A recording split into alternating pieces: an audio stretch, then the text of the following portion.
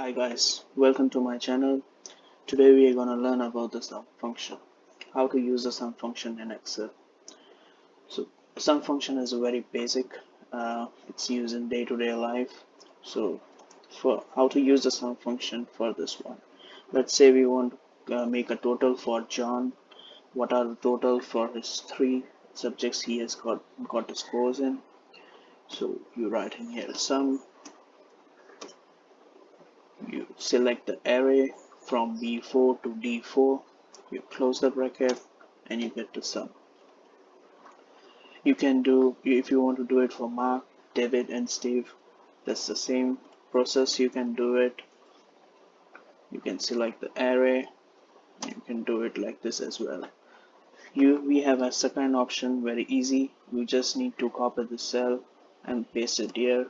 It will do the totals for David automatically. Same way we can do it here as well. So this is the way a total is being done. Now there is one more shortcut if you want to do this. This is pretty quick.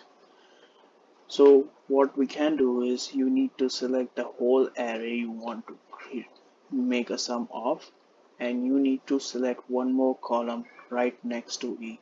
Like we will select this E column, and you just need to press the Alt and equal to. This will automatically bring you the total for all of them. So this is one of the shortcuts you can definitely try with. The same way it goes for here also. If you want to make a sum for this B column, you can write in here as sum and you need to select the array and get the answer. Now the function we used recently, the shortcut that is Alt equal to, we can use it here also.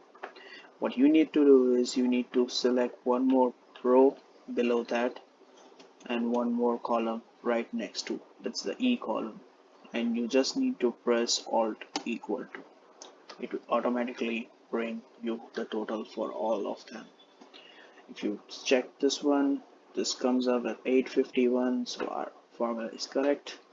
And this one you do, it also brings us the 851 answer. So this is the way you use the sum function in Excel. Thank you guys for watching.